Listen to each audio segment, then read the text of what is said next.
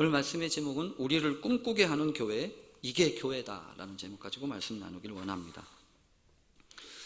사람을 움직이는 것은 복잡한 설명이 아닙니다.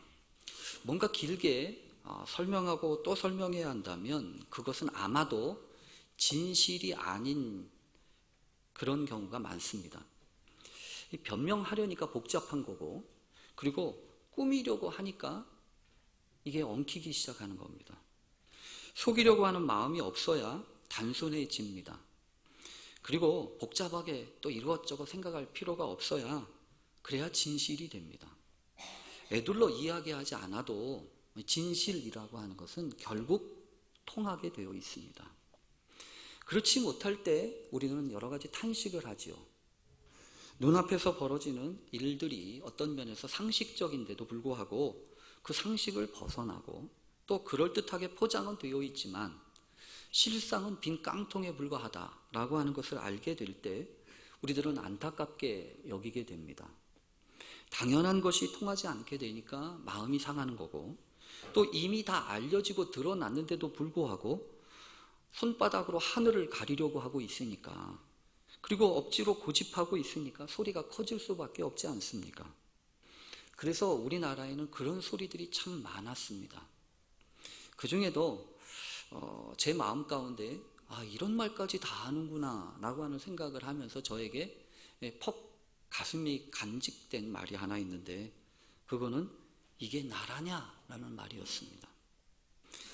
우리 사회에 있어서는 안 되는 그런 일이 벌어졌을 때 아마도 안타까운 마음을 담아서 누군가 했던 말이고, 아마도 누구나 하고 싶은 말이 아마 그 말이었을 겁니다. 실제로는 그렇다고 해서 오늘날도 이게 뭐 나라다 라고 이야기하는 사람들도 있지만 사실은 그렇게 보여지지는 않습니다. 어쩌면 여러분, 이게 나라냐라고 하는 말은, 그런 탄식은 이 세상에서는 해결할 수 없는 그런 말일지 모르겠어요. 오늘 우리가 강림절이라고 하는 대강절이 시작되기 전에 성령 강림절을 맨 마지막 끝내는 이 11월 30일, 이 주일을 왕국주일이라고 일컬어서 지키고 있습니다. 이 왕국주일이라고 하는 것은 내 삶의 모든 영역 속에 참된 왕 되신 주님을 고백하는 주일입니다. 그러니까 곧 이어질 왕 되신 그리스도께서 이 땅에 오시는 그 강림절을 준비하면서 다시 한번 하나님, 이 세상의 권세와 질서에 순응하며 살기에 바쁜 우리들이지만 하나님, 우리는 하나님 나라의 백성인 줄로 내가 믿습니다. 내가 그 나라를 소망하며 살겠습니다 라고 고백하는 주일이 바로 이 왕국주일이에요. 오늘 본문은 여러분 이렇게 시작합니다. 내 형제가 죄를 범하거든. 사실은 오늘 성경은 무슨 왕국에 대한 이야기라고 할 수 없을 것 같고, 또 한편으로 보면 무슨 교회 얘기도 아닌 그런 이야기처럼 들려집니다. 그런데 여러분, 오늘 성경 말씀도 이렇게 저렇게 이어져요. 어떻게 이어지냐면, 우리 지난주에 그거 배웠지 않습니까? 100마리 중에 한 마리 양을 잃어버리면 어떻게 하라고요? 그거 찾도록 찾아다녀야 된다고요. 그 100마리 중에 한 마리 잃어버린 양을 찾도록 찾아다니는 게 목자의 마음이고, 그게 우리 하나님의 마음, 그 하나님의 마음을 품는 게 감사다라고 하는 이야기를 지난주에 이야기를 드렸는데, 그러면 잃어버린 양을 어떻게 찾냐라고 하는 이야기를 우리가 물을 수밖에 없잖아요. 그러니까 오늘 본문은요, 잃어버린 거는 이렇게 찾아야 돼 라고 우리에게 교훈해 주시면서 가르쳐 주시는 말씀이에요. 그래서 실제로 내 형제가 죄를 범하거든 이라고 시작합니다. 내 형제가 죄를 범한다 라고 하는 이야기를 너무 무거우니까 이 메시지 성경에서는 이 말씀을 이렇게 번역했어요. 함께 믿는 동료가 너에게 상처를 주거든. 여러분 이해하시겠어요? 함께 믿는 동료가 다른 사람이 아니고 나한테 상처를 주거든. 그런 경우가 왜 없겠습니까? 상처를 주는 경우가, 사실은 나한테 상처를 주는 사람은 멀리 있는 사람이 아닙니다. 저기 멀리 있는 김정은이가 아니, 죄송합니다. 우리 교회 김정은 집사님이 계셔서. 저 김정은이가 나를 힘들게 하고 아프게 하는 것처럼 보여지지만 사실은 그게 힘든 게 아니고 나하고 같이 사는 사람이, 매일같이 보는 사람이, 나하고 친하게 지내는 그 사람이 나를 힘들게 하는 말을 할 때가 참 괴롭고 힘들죠. 고개를 크게 끄덕이는 우리 인우를 보니까 벌써 옆 사람이 그렇게 힘들게 하는지 모르겠어요. 아마 앞으로 두고두고 뼈저리게 느낄 거예요. 여러분, 그래요. 멀리 있는 사람이 나를 힘들게 하는 게 아니에요. 가까이 있는 사람이 힘들게 한다고요. 근데 오늘 성경에 보면 그 얘기예요. 그 사람이 나를 힘들게 하거든 어떻게 할 거냐 이거예요. 오늘 얘기 설교를 하기 전에 다 집어치우고 참으면 됩니다. 더 할 나위 없어요. 그냥 참고 그냥 이게 내 운명이겠거니, 이게 내 삶이겠거니라고 받아들여서 견딜 수 있다면 아무 문제가 없어요. 근데 오늘 본문은 그게 아니에요. 참는데 참을 수가 없는 거예요. 견딜 수가 없는 거예요. 그러니까 죄라고 하는 표현을 여기다 쓰는 거예요. 죄라고 하는 것이 될 정도로, 여러분, 이 죄라고 하는 것은 상당히 큰 문제예요. 왜 문제냐 하면 죄라고 하는 것이 우리 마음 가운데, 우리 사회 가운데, 우리 공동체 안에 이렇게 작동하기 시작을 하면 반드시 어떤 일이 벌어지냐면 관계가 깨져요. 관계가 깨진다고요. 좋았던 관계가, 괜찮았던 관계가 서먹서먹해지고요. 감추기 시작합니다. 여러분 아시잖아요? 아담과 하와가 그 에덴 동산에서 잘 살았는데 하나님의 말씀에 순종하지 않고 죄를 짓기 시작하잖아요. 그렇게 되었을 때 나타났던 첫 번째 결과가 뭐냐면 하나님이 오시는데, 하나님이 오셔서 찾는데 숨는 거예요. 숨는 거라고요. 그전에는 안 그랬어요. 하나님이 오시면 하나님 어서 오세요 이야기도 나누고 대화도 했는데 숨기 시작합니다. 그리고 그뿐만이 아니라 벌거벗은 것이 느껴져가지고 막 감추기 시작해요. 아니, 언제는 안 벗고 있었나? 그 이전에는 괜찮았어요. 그전에는 아무 문제가 없었다고요. 근데 죄가 작동하기 시작하면서 그게 문제가 돼요. 견딜 수가 없어요. 감춰야 돼요. 그게 죄라는 거예요. 죄는 거기서 끝나지 않습니다. 감추고 숨고 관계를 단절시키는 것뿐만 아니라 이 관계를 틀어먹게 해요. 그래서 하나님이 너 왜 숨었냐? 내가 먹지 말라고 한 거 먹었냐? 이렇게 물으시니까 아담이 네, 내가 먹었습니다. 너 왜 먹었냐? 이렇게 얘기하니까 아담이 그러죠. 당신이 내게 주셔서 함께한 저 여자가 나한테 줘서 내가 먹었습니다. 남자 믿을 수 없어요. 남자는 항상 그래요. 책임을 전가하는 거잖아요. 아무리 줘도 그렇지, 아무리 줘서 먹었어도 내가 잘못했습니다, 이 말 한마디면 되는데 그 말이 어려워요. 그 말이. 그래서 당신이 내게 주셔서 함께한 저 여자가 나한테 줘서 먹었다고 결국 책임을 전가합니다. 책임을 전가하기 시작하면 결국 어디까지 가기 시작하냐면 하나님 탓이에요. 결국 하나님 탓이 되는 거란 말이에요. 그게 뭐의 작동이다? 죄의 작업이에요. 죄. 그러니까 오늘 본문은요, 우리에게 무엇을 얘기하냐면 이런저런 상처가 되고 이런저런 아픔이 되는 거에서 넘어서서 죄라고 하는 것이 작동하기 시작할 때 어떻게 하라는 거죠? 여기 성경에 보면 그래서 우리에게 몇 가지 지침처럼 세 가지 지침을 줍니다. 하나는 뭐냐면 가서 너와 그 사람과만 상대하여 권고하라, 이렇게 얘기합니다. 그러니까 어떤 나한테 아픔을 주거나 상처를 준 그 사람, 잘못한 사람이 있으면 어떻게 하라고요? 그 사람과만 둘이서 해결하라는 얘기예요. 근데 대개 여러분 우리는 어떻게 합니까? 그 사람은 쏙 빼고 딴 사람한테 얘기하잖아요. 글쎄 말이야, 아무 개가 나한테 이랬어 라고 그 사람은 빼고 딴 사람한테 얘기한다고요. 그렇게 하지 말라는 거예요. 그렇게 하면 문제가 해결이 되지 않는다는 얘기예요. 제일 처음에 어떻게 하라고요? 나한테 아픔을 주고 상처를 준 그 사람과만 상대하라고요. 그 사람과만 상대하라고요. 앞으로 저하고 단독으로 만나자고 하시면 되게 그렇게 생각하시면 됩니다. 저분이 나한테 상처를 줬구나. 여러분, 근데 오늘 성경에 보면 여러분 그러면 좋겠는데 거기서 끝나면 좋겠는데 거기서 끝나지 않는 경우가 많다는 얘기를 하잖아요. 그러면 여러분 어떻게 하라고요? 그럼 오늘 성경은 두 번째 단계예요. 두 번째 단계는 뭐라고 하냐면 한두 사람을 데리고 가서 그 사람과 또 얘기를 하라 이렇게 얘기합니다.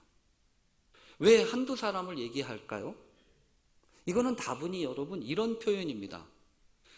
그 두 사람하고 같이 만나서 상대해 보니까 그 사람한테 입씨름해서 내가 밀린다. 그래가지고 내 편이 될 사람 2명을 데리고 가서 내 편 들어달라고 그 사람을 데리고 가라? 아니에요. 그 얘기가 아니에요. 그 얘기가 아니고 증인을 세우라는 거예요. 그래서 이 성경에 보면 아까 말씀드렸던 그 메시지 성경은 이렇게 표현해요. 그가 만일 듣지 않거든 다른 한두 사람을 데리고 가서 다시 말해 보아라. 증인이 있으면 일이 공정할 것이니라. 증인이라는 거예요. 증인. 이 이야기는 여러분 그런 얘기입니다. 아무리 사람마다 다 입장이 있잖아요.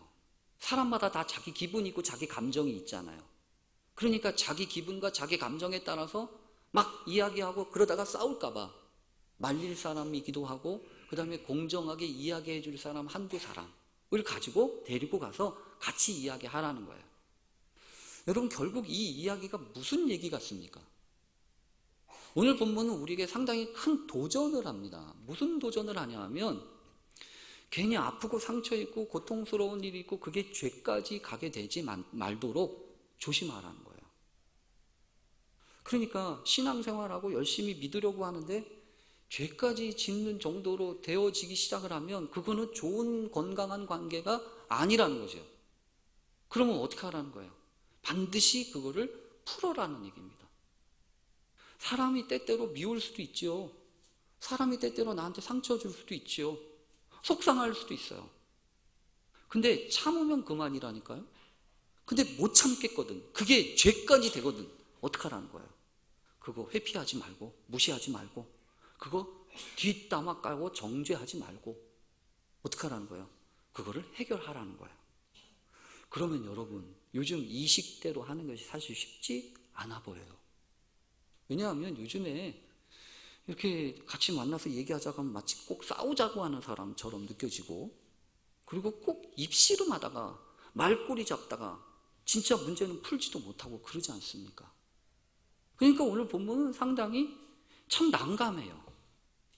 만약에 이렇게 하라고 그랬다고 해가지고 김 집사 나 좀 봐, 김 장로님 나 좀 봐요 이렇게 하면서 이제 오늘부터 막 얘기하기 시작하면 이거 참 복잡하지 않겠습니까? 근데 오늘 뭐라고요? 권고하래요. 이 말을 상당히 중요하게 생각하세요. 권고한다는 말은 야단치거나 따진다는 얘기가 아니라 안타까운 마음을 가지고 그 문제를 해결하려고 하는 마음을 가지고 관심을 품고 서로 의논하고 얘기하라는 거예요. 여러분, 저는 교회 공동체가 그래야 한다고 믿습니다. 교회 공동체 안에 그런 상처가 있고 아픔이 있고 괴로움이 있죠. 아니 여러분 교회뿐만이 아니라 가정도 마찬가지 아닙니까? 가정도요. 나한테 상처를 줄 수도 있잖아요. 자식이 상처를 줍니다. 부모가 상처를 줍니다. 참으면 돼요. 못 참을 때는 어떡하냐고요. 못 참을 때는 기도하면서 그 문제를 해결해야 돼요. 그 문제를 풀어야 된다고요. 근데 오늘 성경에서 보면 아주 중요한 그래서 주님이 하시는 말씀이 있어요. 첫 번째는 그렇게 하고 두 번째는 그렇게도 안 되면 어떻게 하라고요? 교회에 말하래요. 교회에 가지고 오래요. 교회에. 그러니까 이 교회가 어떤 교회인지는 모르겠지만 성경에 보면 그러잖아요. 만일 그들의 말도 듣지 않거든 교회에 말하고 교회의 말도 듣지 않거든 이방인과 세리와 같이 여겨라. 앞으로 교회에 이런 일 저런 일 많이 얘기하실지 모르겠어요. 근데 왜 교회에다 얘기를 하라고 할까요? 교회에는 상당히 중요한 기능이 있기 때문에 그래요. 교회가 간직하고 회복해야 될 아주 중요한 기능이 있어요. 뭐냐 하면 보호하는 거예요. 어떻게 보호해야 되냐면 오늘 말씀은 이방인처럼 세리처럼 여겨라 라고 하는 얘기는 뭐냐 하면 정죄하고 다시는 만나지 못하게 하라 라고 하는 얘기가 아니라 긍휼히 여기는 마음을 가지고 다시 하나님의 은혜 가운데에서 구원을 얻어야 될 사람으로 여겨라, 이런 얘기예요. 그리고 무엇보다 다른 얘기가 아니라 그 일 때문에 더 이상 상처받지 않도록 위로하라. 그래서 오늘 본문에 보면 이러잖아요. 진실로 너희에게 이르노니 무엇이든지 너희가 땅에서 매면 하늘에서도 매일 것이요 무엇이든지 땅에서 풀면 하늘에서도 풀리리라. 여러분, 이 말 어디서 듣던 말 같지 않아요? 이 말 어디서 나온 말이죠? 처음에 여기서 나온 말이 아니라 우리가 조금 전에 보았던 마태복음 16장에 가이사랴 빌립보 지역에서 너희들은 나를 누구라고 하니? 라고 물으신 다음에 베드로가 예수님한테 주는 그리스도시요 살아계신 하나님의 아들입니다 라고 이야기했을 때 옳다구나, 너 베드로야, 너는 반석이다, 내가 이 반석에 내 교회를 세우리라 그러셨잖아요. 교회를 세우리라 이렇게 얘기하신 다음에 내가 너에게 천국의 열쇠를 준다 이러시면서 하신 말씀이 이 말씀 아니에요? 그러니까 이 말씀은 다른 말씀이 아니라 천국의 열쇠예요. 천국의 열쇠라고. 천국의 열쇠라고 하는 것은 땅에서 무엇인지 매면 하늘에서도 매일 것이고 땅에서 무엇인지 풀면 하늘에서도 풀리리라, 이 말씀이에요. 근데 여러분, 이게 어떻게 들리세요? 여러분, 어떻게 들리세요? 저는 이렇게 들려요. 오늘 말씀이 어떻게 들리냐면 땅에서 시작해야 하늘에서도 시작하지, 땅에서 용서하기 시작해야 하늘에서도 용서하는 거지, 땅에서 화해하기 시작해야 하늘에서도 화해하는 거지. 땅에서는 화해도 안 하고 땅에서는 용서도 안 하는데 하늘에서 화해하고 하늘에서 용서한다고? 아니에요. 여러분, 잘못된 은혜 있어요. 잘못된 은혜. 특별히 교회를 지탄하면서 하는 말 가운데 밀양에서도 나왔잖아요. 영화. 내가 용서하지 않았는데 누가 용서해? 그 전도여인이 그 자신에게 아픔을 주고 상처를 주었던 그 범죄자에게 막 얘기하잖아요. 여러분, 그렇다고 땅에서 풀지 않았는데 어떻게 하늘에서 푸냐고요. 그러니까 이 성경은요, 참 중요한 교훈이에요. 땅에서 풀어야 된다는 거예요. 이 이야기를 우리에게 적용하면 이럴 수도 있어요. 여러분, 언제 사랑하시려고요? 아니, 언제 헌신하시려고요? 조금 지금은 어려워요. 목사님, 지금은 좀 어려워요. 돈도 없고요, 바빠요. 또 건강하지 못해요. 내가 좀 건강하면, 내가 좀 여유가 있으면, 내가 좀 나아지면 할게요. 그럴듯해 보이죠? 근데 저는 대부분 그런 거 안 믿어요. 왜냐하면 지금 못하는데 언제 해요? 지금 사랑할 수 없는데 언제 사랑해요? 지금 용서하지 못하겠다는데 언제 용서하냐고요? 지금 헌신하지 않는데 언제 헌신하냐고요? 여러분, 이 얘기는 지금 하라는 거예요. 지금 여기서 하라는 거예요. 지금 용서하고 지금 사랑하라는 얘기입니다. 더군다나 오늘 성경에 보면 내가 다시 진실로 너희에게 이르노니 너희 중에 두 사람이 땅에서 합심하여 무엇인지 구하면 하늘에 계신 내 아버지께서 그들을 위하여 이루게 하시리라. 여러분, 열쇠를 돌리는 법을 얘기를 하시는 거예요. 이거는 열쇠가 있잖아요. 열쇠가 있으면 열쇠는 요즘에는 뭐 열쇠에 꼽지 않아도 이렇게 버튼을 누르면 되는 뭐 차들도 많이 있습니다만 열쇠를 쓰기 위해서는요, 몇 가지 동작을 해야 되잖아요. 아무리 열쇠가 가지고 있다고 문이 자동으로 열립니까? 아니잖아요. 문이 자동으로 열리는 게 아니라 열쇠를 집어넣어서 돌려야 되잖아요. 그러면 교회가 가지고 있는 천국의 열쇠가 아무리 좋다고 하더라도 그 천국의 열쇠를 써야지요. 써먹어야지요. 어떻게 써먹으라는 거예요? 두세 사람이. 여기 보면 그러지 않아요? 너희 중에 두 사람이 땅에서 합심하여 무엇인지 구하면. 열쇠를 돌리는 첫 번째 길이 뭐라고요? 합심해서 기도하는 거라고요. 교회가 해야 될 아주 중요한 일은 합심해서 기도하는 겁니다. 합심해서 두 사람이라도 합심해서 구하기 시작할 때 하나님의 역사가 돌아간다는 거예요. 그래서 여러분, 교회에는 반드시 기도가 있어야 돼요. 교회는 반드시 두 사람이 오면 된대요. 여러분, 두 사람. 남편과 아내가 시작하는 그 두 사람, 어머니와 딸이 시작하는 그 두 사람, 아버지와 아들이 시작하는 그 두 사람. 여러분, 언제나 그렇습니다. 더군다나 오늘 성경에 보면 예수님의 마음이 얼마나 마음이 그러신지 이렇게 얘기하세요. 두세 사람이 내 이름으로 모인 곳에는 나도 그들 중에 있느니라. 여러분, 아멘 하셔야 되는데 아멘을 안 해요. 두세 사람이 내 이름으로 모인 곳에 나도 그들과 함께 있느니라. 두세 사람이 두 사람이 함께 기도하면 나도 그들과 함께 있겠다는 얘기 아니에요. 여러분, 그렇다고요.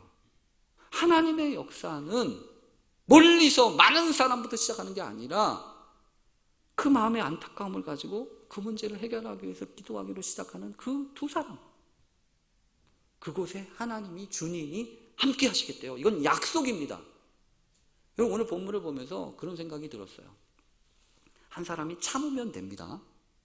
참으면 되고요. 또 하나 방법이 있어요. 어떤 방법이 있냐면 이렇게 복잡하지 않고 상처를 준 그 사람이 내가 상처를 주었네. 지나고 보니까 아이고, 자네한테 내가 심한 말을 했구만. 내가 잘못했다.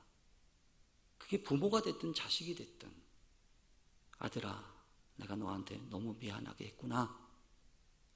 딸아, 내가 네 마음을 아프게 했구나 라고 얘기하면 돼요.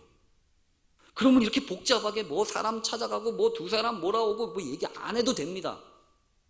근데 오늘 본문은 무슨 얘기예요? 그게 어렵다는 거예요. 자기가 잘못한 줄 알면 되는데 자기가 잘못한 줄 모른다는 거예요. 그런데 오늘 성경은 뭐라고요? 그러니까 포기하자고요? 그러니까 내동댕이 치자고요? 아니요. 두 사람이라도 그거 문제 가지고 기도하고 간구하기 시작하면 주님이 함께 하시겠다고요. 여러분, 언제나 그렇습니다. 아무리 문제가 있다고 해도 그 문제 감당하는 사람이 있으면 해결됩니다. 지난주 수요일 날 교회에서 그런 일이 있었습니다. 남자 집사님 주간이었어요. 남자 집사님들 주간인데 대단히 우리 교회 집사님들은 바쁘셔가지고 여러 가지, 남자들이니까 직장도 있잖아요. 그리고 또 7시까지 와서 예배를 드린다는 게 상당히 어려워요. 근데 어려운 일을 교회에서 하라고 그래요. 참 교회가 나쁘죠. 근데 여러분, 그렇게 해가지고 하라고 하는데, 그래서 교회 주보에는 마트니로 나갔어요. 마트니로 나갔다고. 그러니까 이제 교회에서는 이 예배 시간은 다가오는데 마트니가 도대체 누구야? 마트니를 정해야 되잖아요. 그래서 이제 몇 분들한테 문자를 넣어요. 집사님, 오늘 남자 집사님들 주간인데 오세요. 이제 그랬더니 몇 분이 문자를 받고서 안 돼요, 목사님, 오늘은 뭐가 있어요. 오늘은 좀 생각해 볼게요 라고 얘기도 하고, 그 다음에 이런저런 얘기를 하던데 한 분이 오셨어요. 한 분이 오셨는데 또 부탁할 게 좀 그렇잖아요. 사회 좀 봐주세요. 그리고 기도할 사람이 안 오면 기도 나 시키세요. 이렇게 그랬어요. 그랬더니 이제 뭐 어떻게 예배는 드려야죠. 그래서 예배를 드리고 있는데 마침내 기도할 사람도 안 왔어요. 그러니까 어떻게 이제 저 시킬 줄 알고 있었는데 그분이 하시더라고요. 그분이 본인이. 저는 그게 얼마나 감동이었는지 몰라요. 근데 여러분, 이렇게 저렇게 해서 예배를 잘 드렸어요. 그리고 난 다음에 제가 아까 문자했던 그 분한테 집사님 너무 걱정하지 마요. 예배 잘 드렸어요. 이렇게 얘기를 했더니 그 집사님이 그게 이제 마음에 걸렸나 봐요. 그래서 저한테 문자를 보냈어요. 그 문자의 내용을 제가 그분의 허락을 받아서 실명은 안 해요. 근데 그분의 허락을 받아서 여러분들한테 읽어드리려고 그래요. 이런 내용의 문구였어요. 목사님, 죄송합니다. 여러 가지 일로 참석을 못했습니다. 예배를 주님 안에서 잘 마치게 하신 주님께 감사드립니다. 앞으로 남자 집사님들이, 청장년들이 해야 할 일이 많을 텐데 점점 모이는 것이 힘들어지는 건 뭘까요? 그걸 나한테 물으면 어떡해요? 멀리 이사 가는 것 때문에 나올 수 없는 부분도 있고 일 문제로 수요일이나 주일이나 모이기가 점점 어려워지네요. 왜 이런 현상이 되는 걸까요?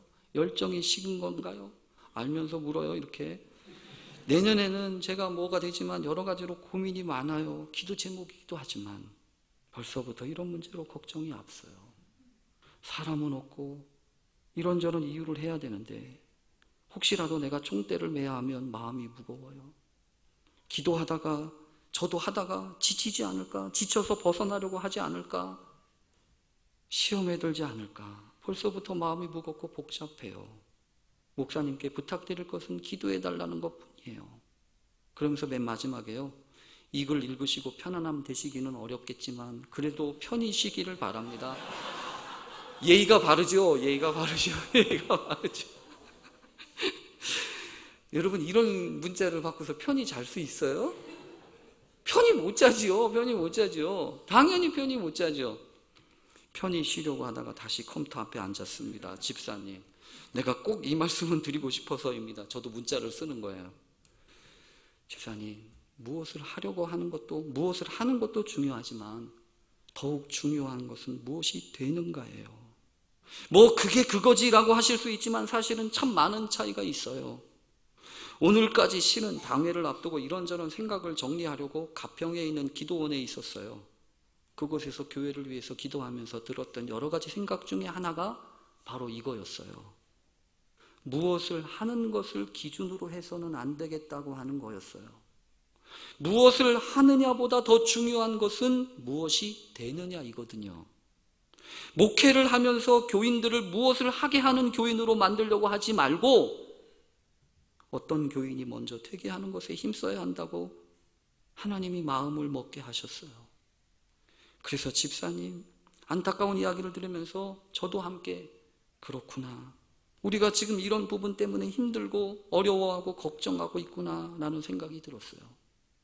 모이는 것이 힘들고 무엇인가 해야 하는 것은 더더욱이나 어려워지는 것도 문제이지만 더욱 큰 문제는 내 신앙의 정체성을 찾게 되는 기준이 점점 더 희미해져 가고 있다는 거예요.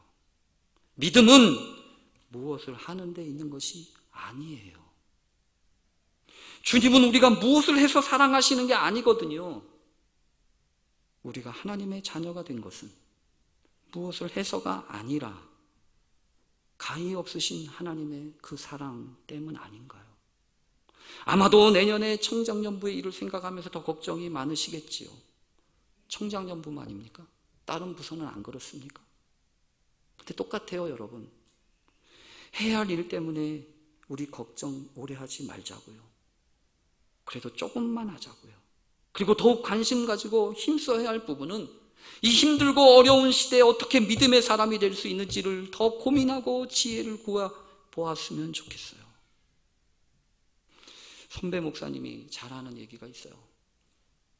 고마운 데까지만 해. 미안한 데까지 하지 말고. 차를 태워다 주다가 고마운 데까지만 해. 미안한 데까지 하지 말고. 그렇게 얘기하세요. 저는 그러면 그게 무슨 말인지 몰랐어요. 나중엔 알겠더라고요. 그래서 그 얘기를 하면서 그분한테 이렇게 썼어요. 집사님, 저는 오늘 그런 비슷한 말을 하려고 그래요. 집사님, 미안해하지 마세요. 대신 고마워하세요. 고마운 마음만 먹고 미안한 마음은 가지지 마세요. 저도 그렇게 생각하기로 했어요. 오늘 아무개 집사님 참 고마웠어요. 아무도 없는데 혼자서 사회도 보고 기도도 하고, 물론 기도는 다른 분이 오시지 않으면 저를 시키라고 미리 귀뜸을 드렸는데도 아까 말했잖아요. 그분이 하셨다고. 얼마나 대견하고 고맙던지. 여러분, 결국 그런 거 아니에요? 고마운 거예요. 고마우면 되는 거예요. 우리에게 그 마음이 없으니까 문제인 거지. 오늘 말씀 그렇습니다. 두세 사람이 내 이름으로 모인 곳에 나도 그들 중에 있다. 사람 많지 않아도 됩니다. 한 명이면 족합니다. 그래서 그 한 사람이 다른 사람이 아니고 내가 되면 좋겠어요. 그 한 사람이 제가 그 한 사람이에요 라고 얘기하지 말고 내가 그 한 사람 되면 됩니다. 그 마음 가지고 서로 사랑하기도 하고 서로 용서하기로 하고 또 서로 헌신하기로 하는 우리 모두 되기를 간절히 축원합니다. 아멘. 기도하겠습니다. 하나님 아버지, 교회에서 우리가 보는 꿈이 무엇입니까?